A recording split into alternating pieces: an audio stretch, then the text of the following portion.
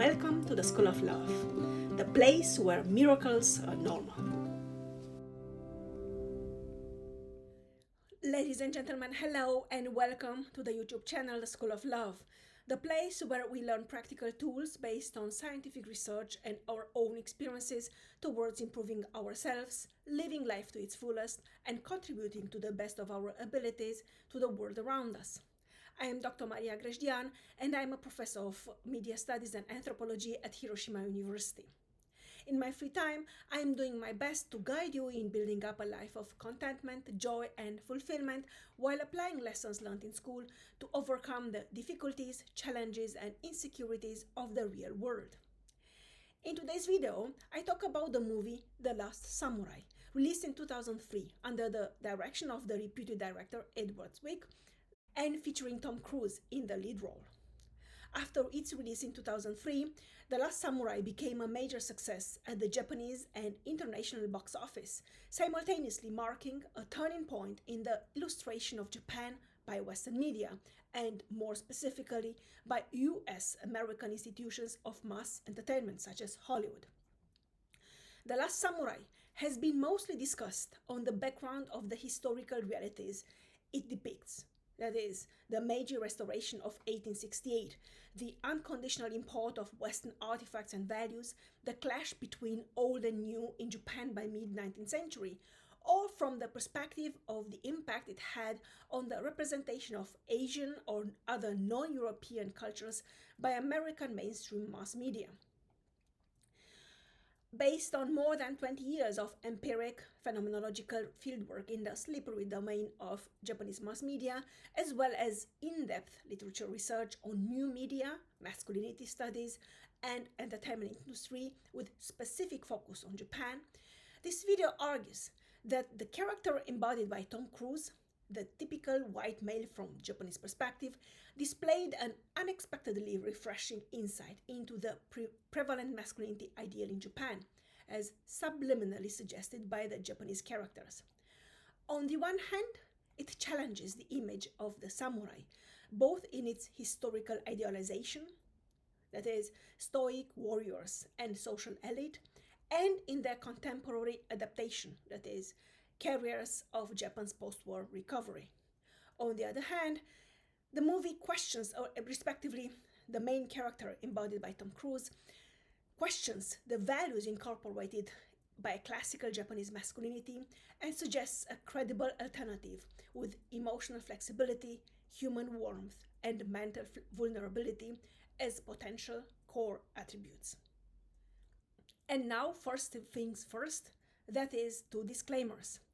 The first disclaimer serves to strongly emphasize the fact that this YouTube channel, The School of Love, is not part of my educational and research activities at Hiroshima University.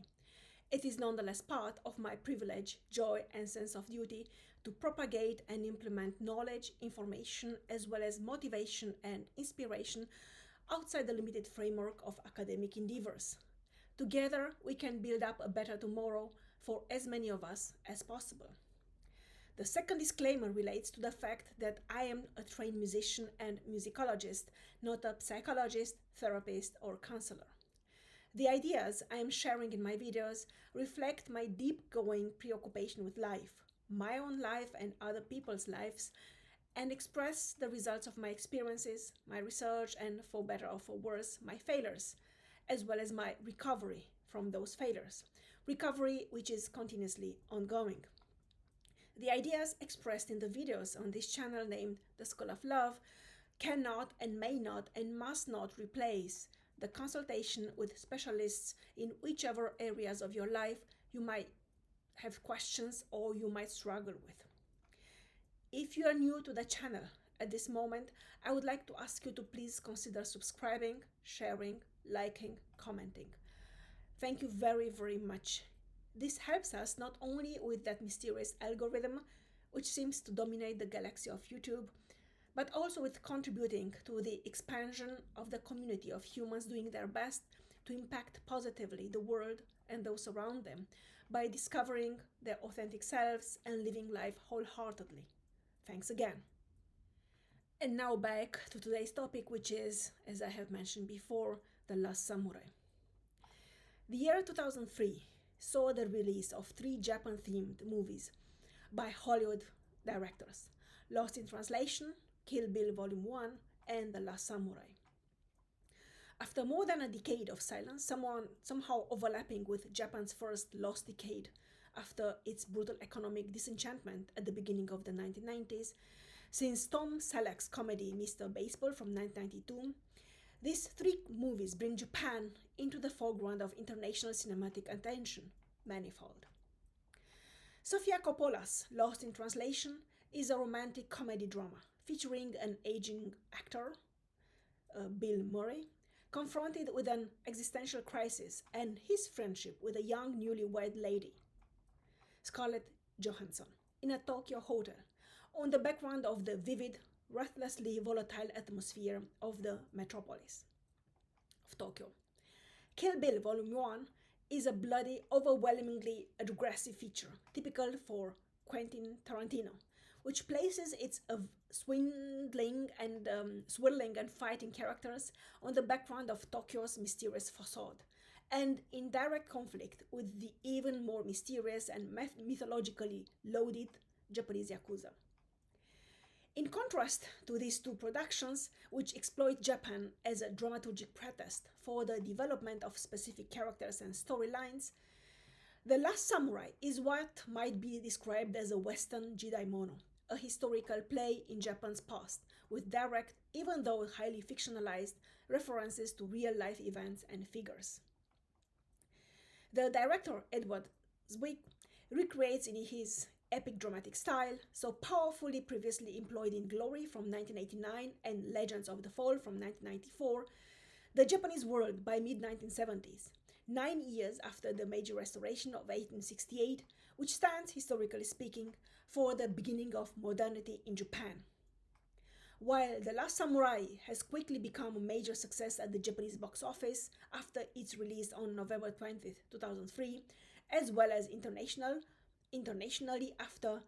December 5th, 2003, following its publication in the United States, with a box office income of approximately $460 million over the production on the background of production budget of approximately $150 million.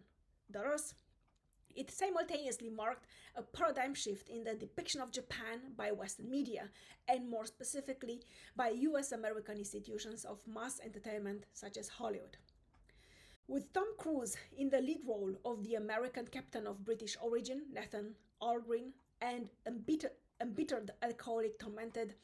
by nightmares emerged from his involvement in the military massacre of Native American civilians at the Washita River by the 7th Cavalry Regiment during the American Indian Wars, stretching over several centuries, who comes into contact with members of the soon-to-be dissolved Samurai caste.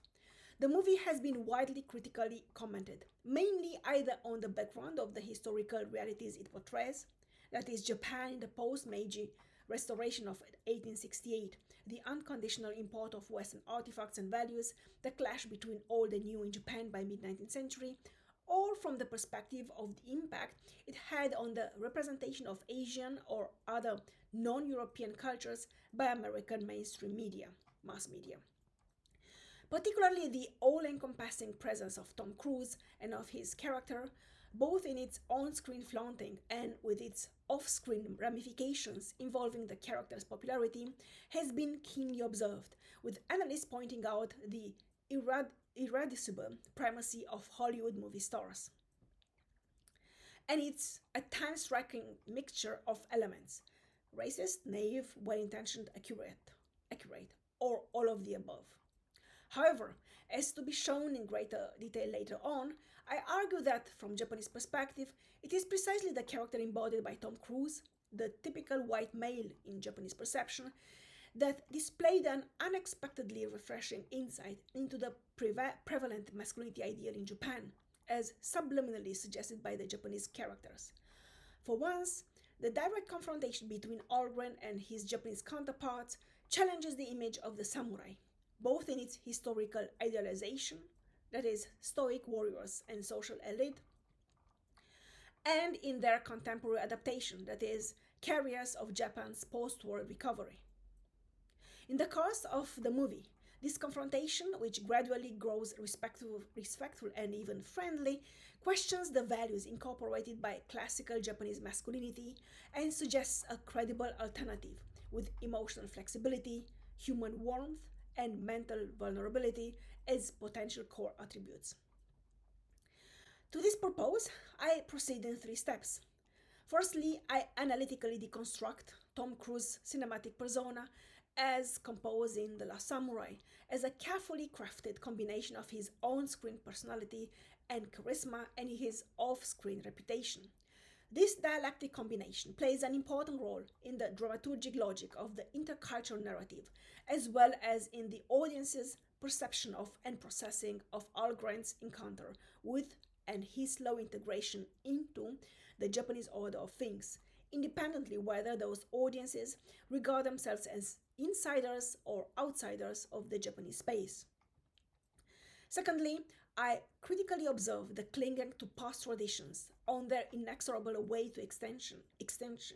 as it dramatically emerges from Tom Cruise's character, facing the simple realities of the Japanese village in the stress ratio between his obvious otherness and his steady transformation.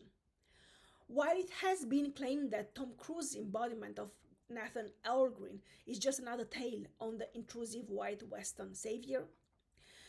the dramatic progression of the movie suggests the opposite. Katsumoto and Omura, among others, might assert that they want to know their enemy so that they can deal with the Western powers on the same level, but it is, in fact, the white intruder who gets to genuinely know the Japanese way of living and of being, out of curiosity and that ineffable sense of cognitive adventure, which might be approximately described as innovative spirit.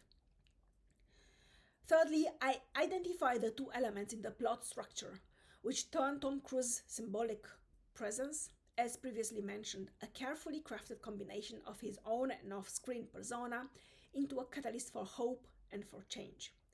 Algren's interaction with Higen, Taka's elder son, the only son of authentic,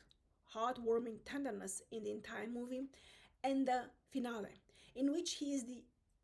sole survivor of the climactic battle. Again, a happy ending which has been widely criticized as Zwick's tribute to Hollywood cliches and conventional expectations. However, I see the open finale, as open as it is allowed to be for a Hollywood production, as a powerful gesture of respect which goes beyond simple admiration for the other's values and choices. It is the recognition of one's own worth after the implacable confrontation with another, so different that nothing makes sense anymore. In the process of reorganizing the past, things receive unexpected levels of significance. Eventually, I believe that the dominating stature of Tom Cruise conferred deeper meaning to the movie by transcending the on screen storyline through the off screen assumptions. Methodologically, I draw on more than 20 years of empiric phenomenological field work in the slippery domain of Japanese mass media, as well as in-depth literature research on new media, masculinity studies, and entertainment industry with specific focus on Japan. Informal discussions and interviews with cinema goers, as well as with consumers of products of popular culture, domestic and international, allowed me unexpected insights into the mechanisms of perception and processing of media releases.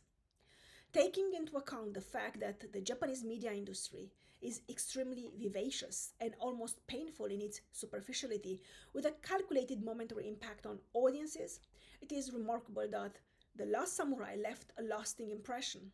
not least due to the powerful messages intertwined in Tom Cruise's sweeping, comprehensive presence and performance.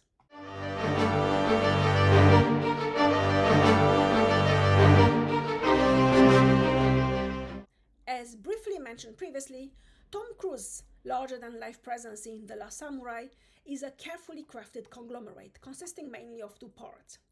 The character, Nathan Allgreen, a deadbeat alcoholic former soldier who vainly tries to run away from the memories haunting him by employing all sorts of unhealthy, self-destructive coping mechanisms. And the public persona of Tom Cruise is a hard-working actor, deeply deeply committed to the profound construction from within of his roles, extremely disciplined, and one of the few actors to execute himself his stunt scenes. Apparently based on real life historical figures of Jules Brunet, a French army captain who fought alongside Takaaki Enomoto in the Boshin War between 1868 and 1869,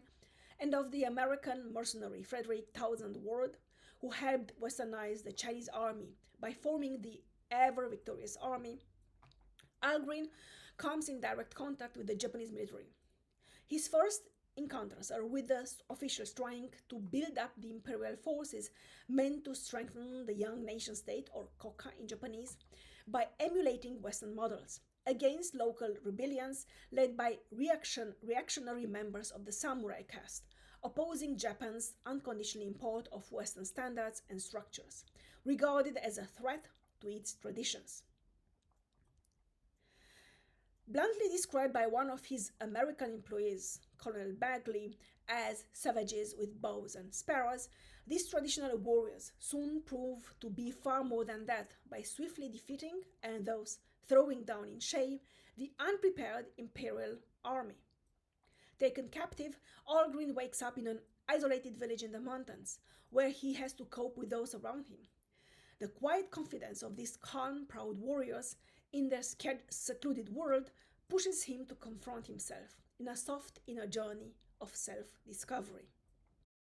Powerful catalysts in this journey are his conversations with Ken Watanabe's Lord Katsumoto Yoshitsugu, which gradually reveal Algren as a broken man, eaten from inside out by remorse, resentment, and maddening feelings of powerlessness, as in this discussion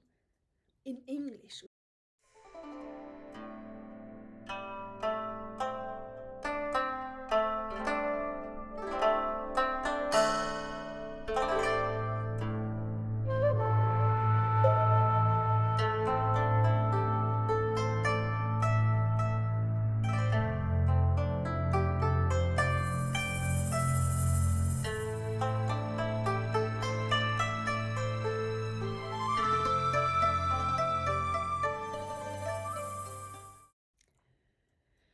Katsumoto is well educated and speaks fluently English, as many representatives of his class did in that period, with the dominating demeanor expected of a rebel general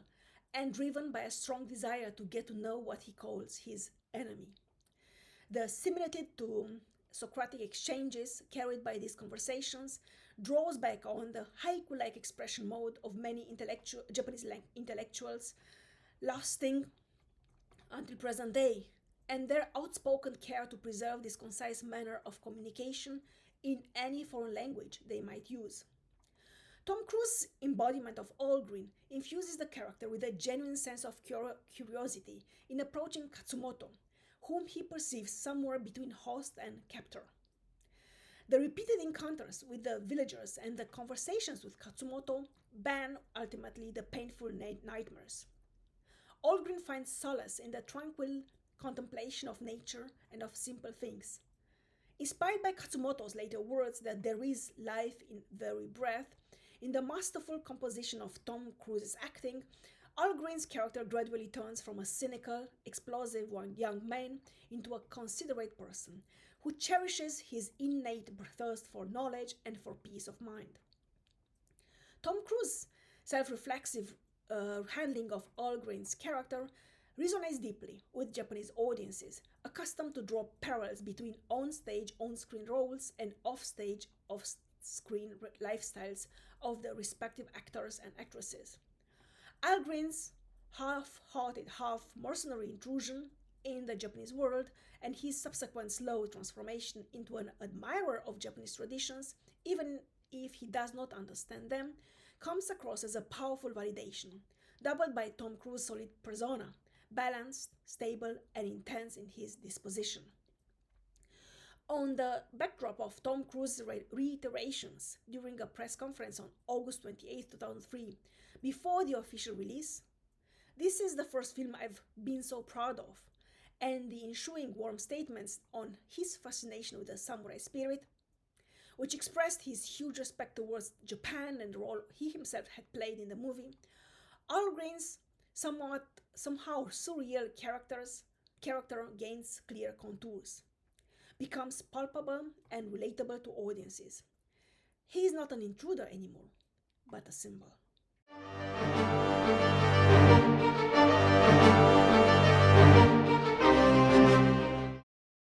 I would say that the turning point in Algren's evolution, backed by Tom Cruise's majestic construction of the character, from an intruder to a symbol, is what brings in Tom Cruise's wider image as an icon of masculinity. In this concern, Katsumoto's character and his composition by Ken Watanabe, himself a powerful presence in the media world and in the consciousness of audiences, Japanese as well as international, plays an important multi layered role. Katsumoto is the moral center of the movie, as Edward Zwick states in the explanatory note accompanying the DVD released on the Japanese market.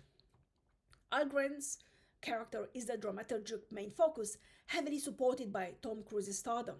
However, it is in contrast with Katsumoto that Algren finds his way back to himself, as much as out of the same opposition, Katsumoto's idealization, and with him, the entire idealization process, which had started immediately after the samurai class, has been dismantled as a direct consequence of the new political order after 1868, loses its appeal and fascination. Between death and life, choose life. It has been repeatedly argued that Lord Katsumoto's character, apparently based on the historical figure of Saigo Takamori and his ill-fated Satsuma Rebellion of 1877, is largely exaggerated in comparison to the social historical reality of mid-19th century Japan. The members of the samurai class had not been the soft-spoken, mild-mannered intellectuals committed to such superior values as loyalty, honor, compassion, but often corrupt, lazy aggressors, living off the farmers' hard work, poverty, crushing taxes. They did not join the new order and economic political organization of the country out of sudden decency, idealism, or enthusiasm for modern values, but out of sheer pragmatism, as most of them clearly understood that clinging on to the past would only mean their own demise, financial ruin, misery. Furthermore, only approximately 6% of the former samurai participated in the various riots,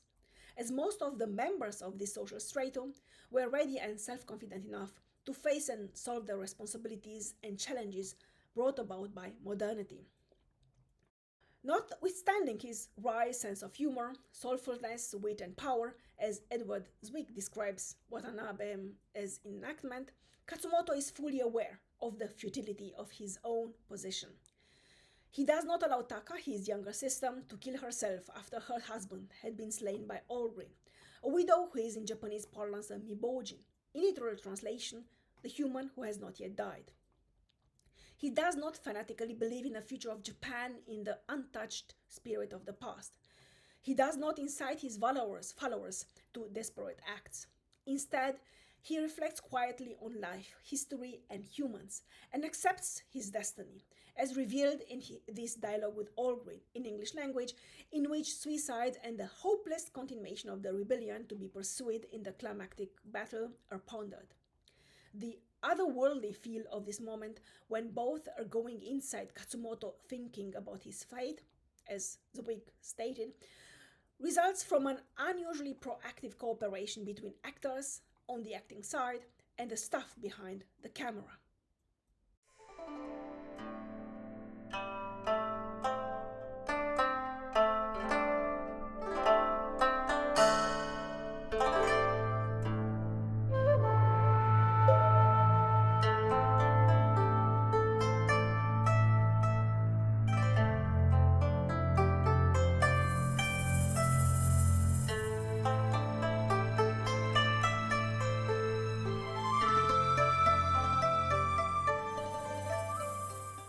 Similarly, Aka, enacted by Koyuki with no last name, a far cry from Giacomo Puccini's Cho-Cho-san from the opera Madame Butterfly, and James Clavell's, respectively, Jerry London's Lady Mariko Toda from the novel and the TV miniseries Shogun, is neither curious nor directly interested in Algren, but simply fulfills her duty, assigned by her elder brother emotionally. In the apparent effortless stillness carried by these two siblings, Tom Cruise's character is forced to confront himself, his self destructive agitation, and to learn to accept himself as such. One powerful moment in this is the scene infused with intense sadness in which Taka dresses him in the armor of her husband, where, according to Zwick, we found the opportunity to install a very different type of love scene that was respectful of the period, of the culture, and of the obstacles between these two people, in which male passivity is explored, because so often in love scenes it's, quite the opposite. More importantly, Tom Cruise practices his instilling into Algren's character of that tremendous internalization of Watanabe's and Koyuki's effortless stillness, as he had spent time with them on the shooting location. Incipiently, it had started to become visible in the previous scene of the discussion with Omura in his office, while he gradually discovers something greater than himself to live for, initially beyond his grasp, expressed in the wordless performance with clear, vivid eyes, observed earlier in Koyuki's enactment of Taka, but slowly gaining concreteness and warmth. Or, as Wick himself puts it, I think really the movie is working best when there is no need for words. I think the more films I do, the less dialogue I like to have.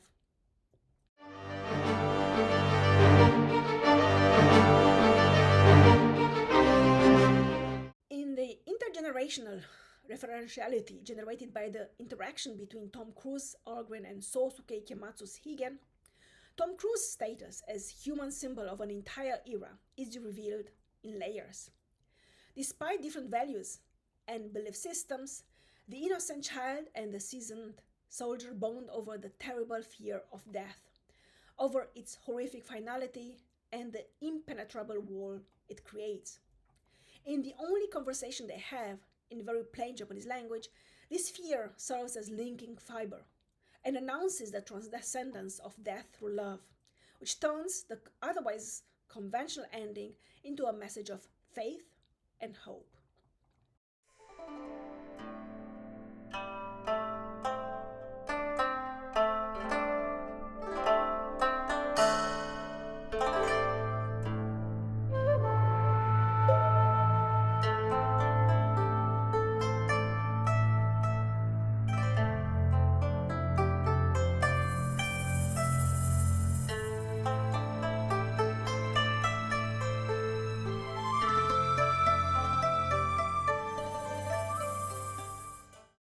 The official translation goes by the meaning, according to a very conscious decision made by Zwick and the Japanese script writer and translator. However, it is important to know the literal translation, which offers an accurate insight into what Zwick called the remarkable openness, accessibility, and emotional availability on the side of the Japanese actors, and creates the subliminal bridge to late modern audiences, Japanese and non-Japanese. Pointedly, the employment of the rather unnatural jibun, which can be translated as myself over the obvious alternatives of watashi, boku, or ore, the literal versions of Japanese for I, indicates the painful awareness of the script writers to avoid the implied neutral distancing, unpermitted familiarity, respectively, placative virility of these words, and to instead create a warm moment of deep bonding. This jibun is the linking element which cracks the insurmountable barriers between Higgins and Algren's worlds in a unique scene of affection between the proud but frightened heir of a millennial tradition about to go extinct and the renegade soldier. Higgin is Algren's first connection between him and those who keep him captive, and he's the one to give him the fundamental clue as to the subsequent choice on the battlefield, in that strong, heartfelt, deeply affectionate embrace, in a world which still frowns upon any open displays of affection, public or private. This emotional climax precedes the dramaturgic climax, the final battle, the result of 31 days of intense filming, trying to maintain safety and urgency in every shot, every gesture, in Zwick's words. in which Algren survives as the sole participant on the side of the rebellion. Commentators have seen it as a typical happy ending a la Hollywood. Zwick refers to it as I always thought of the character of Algren as someone who is condemned to live, whereas Lord Katsumoto could fulfill his destiny and die. A man who might have thought he would die and who now must actually face life. But I believe that the way Tom Cruise composes Algren's character, his survival, is a celebration of the newly found life in every breath, the fundamental lesson he takes with him from his captivity in Nobutada's village. His survival is not a condemnation and thus an obligation, but a choice and a chance. He discovers the miraculous existence of what humans take for granted, which turns into respect and admiration for the unique gift called life. This goes back to the mono no aware concept of classical Japan, particularly Heian period from 794 until 11,085. Usually translated, so mono no aware is usually translated as the pathos of things. While it is not directly expressed in the movie, as at its most basic interpretation, mono no aware is precisely this: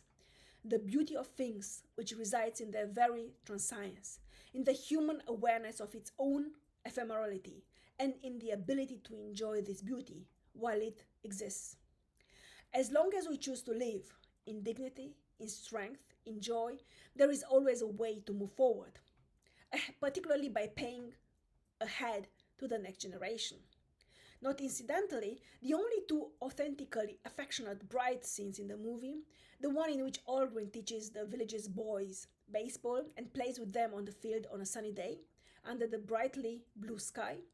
and the one in which Higen asks Algren not to go in battle,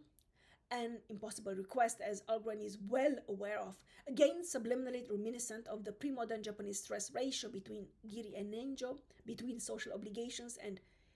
individual emotions, involves children, male children, carriers of hope and of the germs of change.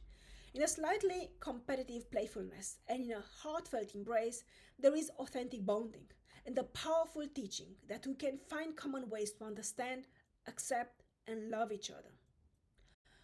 Algren joins Katsumoto and his samurai fellows in the battle, knowing there is no way they can win or survive, in accordance with his old military credo that men go to war not so much out of idealism, but out of loyalty towards comrades. In Katsumoto's quiet resolution to die, Algren, in Tom Cruise's conceptualization, finds his own resolution to live. Whether he indeed returns to the village or not is not important. More important is his newly discovered, or possibly rediscovered, joy of little things happening all the time, which add up to the greater things, such as life and death, occurring only once. The Last Samurai, or The Last Teacher, from mid 1870s Japan, sends a symbolical message in the future with the unpronounced mono no aware ideal as an existential reminder to live life plenarily, every single moment. Guided by Katsumoto's slightly ironic, even softly self-ironic demeanor,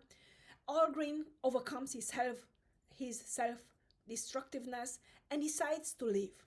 The need to belong and the will to live undermine traditionally transmitted structures, such as loyalty or sexual desire.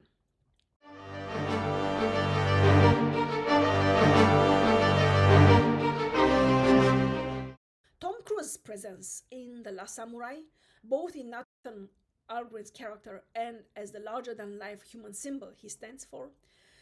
resonates deeply both with Japanese and with non-Japanese audiences. As Edward Zwick puts it, a great part of movie success results from his, that is, Tom Cruise's willingness to not be the brilliant white leader showing something, but rather be more of the humiliated people, as in the rain scene, where he is brutally beaten and defeated by Ujio, enacted by Hiroyuki Sanada, or in the scene where he practices karate, while wearing for the first time a hakama which he had put it on by himself, nevertheless receiving a small bow from Higen, who sees him.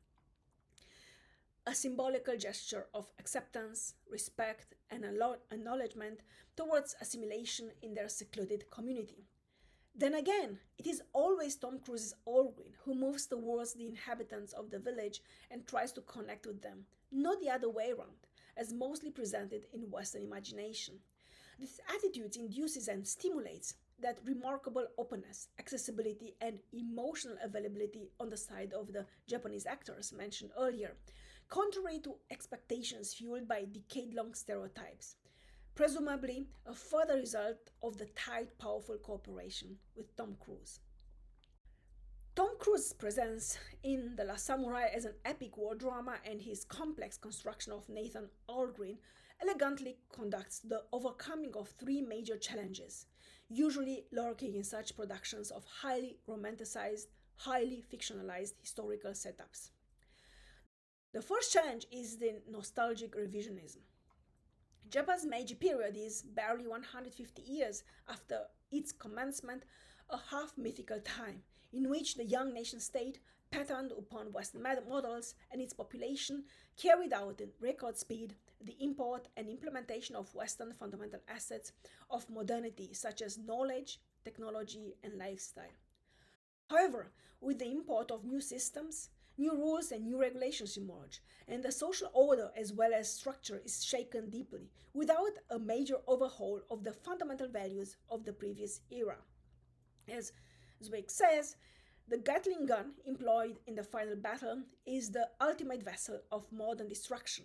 When they start firing, it is as if it's the end of the 19th century, and with it, a whole world with its beliefs, creations, longings. In Allgren's rediscovered curiosity for life, as he appears in Tom Cruise's humbling enactment, the disintegration of the old world is a necessary condition for the emergence of the new world, and thus organically integrated in the flux of history. Related to this, the second challenge is the Orientalist temptation, concretized either in idealization, demonization of the others, or in contempt towards the others. In opposition to the character of Colonel Bagley, interpreted by Tony Goldwyn, who transcends the cliché of the regular white villain by plainly being a man of his time, a man who truly believes in the superiority of his race, of his obligations, and of the guarantee of his future, genuinely perplexed by Algren's uncertainties and ambivalences, as Zwick puts it, Tom Cruise's Algren is integrated by the stillness, contemplation, emotionlessness of the villagers, and in time overcomes his reluctance and their reservation. He moves on and off screen towards his Japanese counterparts, driven by genuine curiosity on screen and his famous work ethics off screen. In doing so, he draws narrative bridges between us and them, indifferently of who is us and who is them, which are authentically supported by his acting performance. Somehow derived from the first two challenges, the third one, the cultural hierarchization, results from the inevitable tendency when confronting two or more cultures by means of mediatic representation to compare and draw educational lessons delivered as existential messages to consumers, such as readerships and audiences. By placing the domineering stardom embodied by Tom Cruise in the position of the trainer turned disciple who learns valuable skills and eventually finds a fresh life purpose, Edward Zwick turns the movie into a huge parable on humility and respect. One might have expected yet another flashy presentation of unsophisticated toy sword-like fighting, as one reviewer from Yomiuri Shimbun noted in admiration. Instead, the mesmerizing, breathtaking scenes prove long hours of intense training in the preparation of Algren's constitution, and Tom Cruise delivers once again a touching, soft, inconspicuous confirmation of his work ethics and professional discipline. The epic battle scenes serve the integration of Tom Cruise on the Japanese background while conferring historical accuracy to his gestures and interactions, as well as the contextualization of the message. When in doubt, choose life, a lesson acquired by the Westerner due to the encounter between the two military men. Not incidentally, the last major scene of the movie, a very important one for the Japanese audiences as the Emperor finds his own voice in front of those tirelessly working to manipulate him, employs Tom Cruise's Algren bringing Katsumoto's sword to Shichinosuke Nakamura's Emperor Meiji, in a gesture which replaces loyalty with respect as the most important value in the man's codex of honor.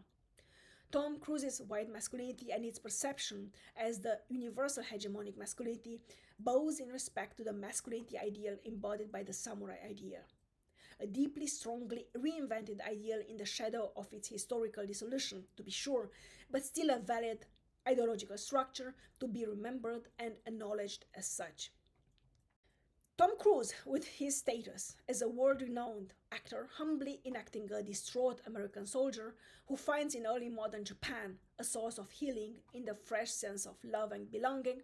transforms The Last Samurai into a message of hope and faith. The year 2003 was a difficult turning point year for Japan. Not only the economy would not recover after far more than a decade of recession since its unexpected though predictable implosion, but vertiginous suicide rates, disproportionately high among the male demographics during the roaring 1990s, had shaken the society deeply. In the same year, political tensions due to the US pressure to send segments of the self-defense military forces, so-called G8I, overseas in support of the United Nations military missions in Iraq had arisen, increasingly dividing a population famously regarded and perceived by itself as a reputed monolith. United by what Inazo Nitobe in his Bushido, the soul of Japan, had distinctively stated. Bushido was and still is the animating spirit, the motor force of our country. The public debate, energetically fueled by mass media on all levels, ended with the victory of those few vigorously promoting the deployment of Japanese troops to Iraq, which were officially promised on December 9th by then Prime Minister Junichiro Koizumi for reconstruction efforts. And despite